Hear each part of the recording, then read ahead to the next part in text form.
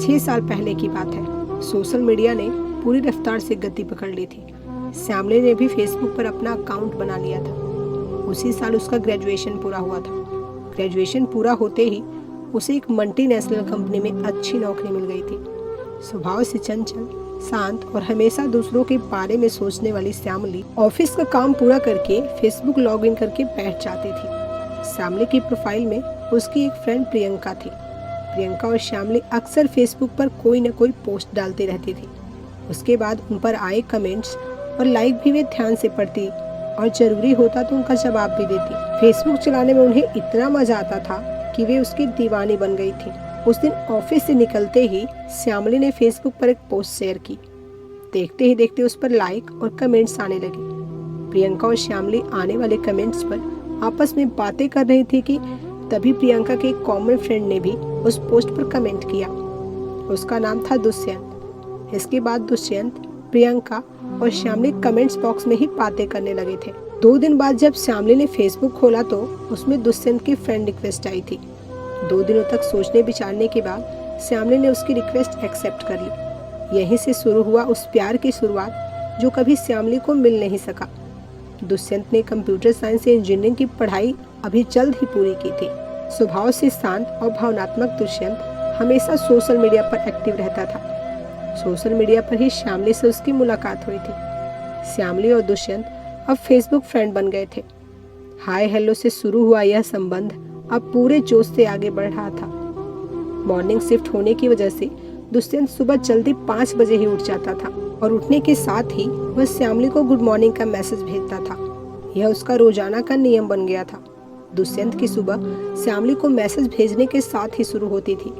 इसके बाद श्यामली के मैसेज के इंतजार में उसका आधा दिन बीत जाता। उसे श्यामली अच्छी लगने लगी थी। किसी न किसी बहाने से वह उससे बात करने का मौका खोजता रहता था।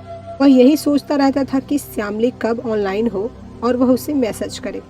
दुष्यंत एक संस्कारी घर का युवक था, इसलिए श्यामली को उस पर विश्वास करने में ज्यादा समय नहीं लगा। विश्वास होने के बाद श्यामली ने दुष्यंत को अपना फोन नंबर दे दिया था। वैसे तो श्यामली आज के जमाने की आधुनिक लड़की थी, फिर भी वह खुद को इस आधुनिक जमाने से दूर रखती थी, क्योंकि उसे पता था कि सोशल मीडिया पर दुनिया भर के गलत काम भी होते हैं। दुष्यंत को उसने 1 महीने तक परखा था। उसके बाद उसने उसे दोस्त के रूप में दिल से स्वीकार किया था। बाकी तो उसे कोई लड़का पसंद ही नहीं आता था। नंबर मिलने के बाद व्हाट्सएप पर गुड मॉर्निंग के आगे भी बात बढ़ गई थी, जबकि श्यामली अभी भी उसे एक अच्छा दोस्त ही मान रही थी। दुष्यंत तो श्यामली के ही सपनों में दिन रात खोया रहता था। इसके बावजूद दुष्यंत कभी श्यामली से अपने प्यार का इजहार नहीं कर सका था।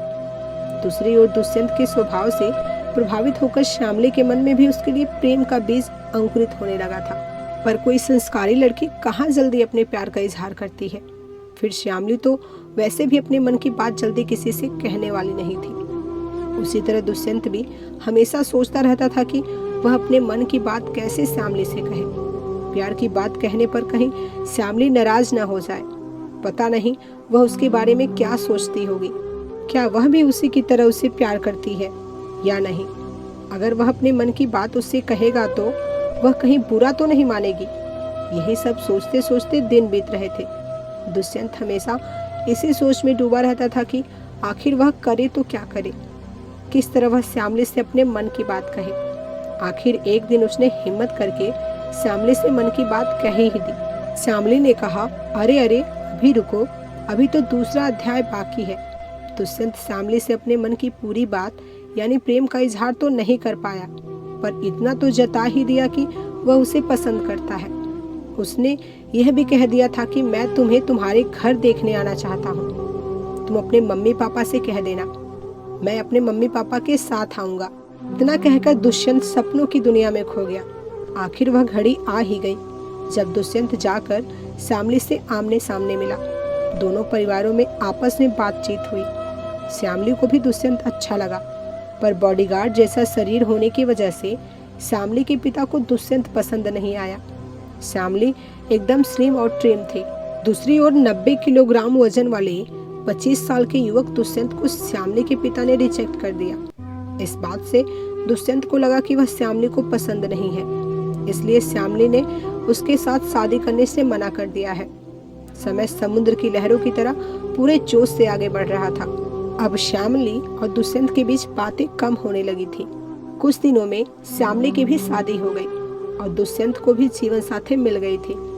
दोनों ही अपनी अपनी जिंदगी में बहुत खुश थे। फिर भी जब कभी दुष्यंत एकांत में होता तो उसे श्यामली की याद आ ही जाती थी। उसे इस बात का हमेशा अफसोस रहता था कि वह श्यामली से अपने दिल की बात खुलकर नहीं कह सका। किसी तरह अपने मन को मनाकर उसका पहला प्रेम पूरा नहीं हुआ। इस दर्द को दिल में छिपाकर अतीत से वर्तमान में आ जाता। पूरे 3 साल बाद अचानक एक मॉल में दुष्यंत और श्यामली की मुलाकात हो गई। दोनों के बीच हाय हेलो हुई। दुष्यंत ने पूछा, कैसी हो श्यामली? मैं तो ठीक हूँ, अपनी बताओ, वह बोली। दोनों ने एक दूसरे के बारे में पूछा। हालचाल जानने के बाद दोनों के बीच नॉर्मल बातें होने लगी। बातचीत करते हुए दोनों अतीत में खो गए। उसी बातचीत में दुष्यंत ने हिम्मत करके कह दिया कि वह उससे बहुत प्यार करता था, है और हमेशा करता रहेगा। यह सुनकर श्यामली के पैरों के नीचे से जैसे जमीन ही खिसक गई।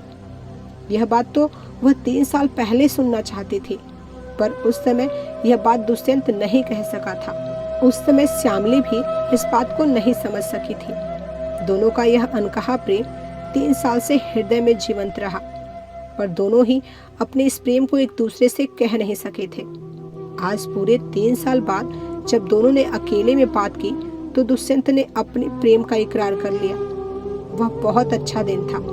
दोनों के ही मन में एक दूसरे के लिए बेहद प्रेम था, पर समय उनके हाथ से निकल गया था। अब दोनों की ही शादी हो गई थी और दोनों ही उम्र से अधिक समझदार हो चुके थे। दोनों ही अपने जीवन साथी के साथ विश्वासघात करने के बारे में सोच भी नहीं सकते थे, पर दोनों ने ही एक दूसरे को वचन दिया कि वे जीवन के अंत तक एक दूसरे के संपर्क में बने रहेंगे। दुष्यंत और श्यामली आज भी एक दूसरे से बातें करते हैं, प्रेम व्यक्त करते हैं, एक दूसरे की भावनाओं को समझते हैं, पर दोनों ही अपने अपने जीवन साथी के प्रति पूरी तरह से वफादार बने हुए हैं। वे जीवन साथी नहीं बन सके तो क्या हुआ, दोनों ही एक दूसरे से मन से जुड़कर जीवन का आनंद ले रहे हैं।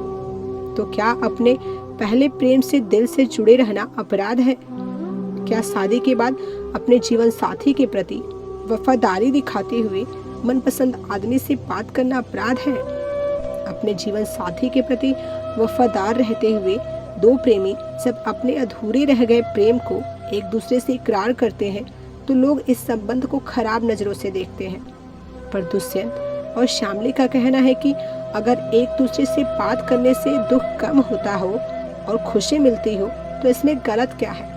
प्रेम तो प्रेम होता है, शादी के पहले करो या बाद में, उसमें पवित्रता, विश्वास और बिना स्वार्थ का लगाव होना चाहिए जो केवल हृदय के भाव को जान समझ सके। तो दोस्तों, यह थी हमारी आज की कहानी। आपका क्या कहना है इस कहानी के बारे में कमेंट करके जरूर बताएं। वीडियो को लाइक करके चैनल को सब्सक्राइब कर लीजिए, साथ में घंटी को दबाकर ऑल पर सेट कर लीजिए ताकि आने वाली वीडियो आपको तुरंत मिले। मिलते हैं एक और नए वीडियो में, तब तक के लिए धन्यवाद।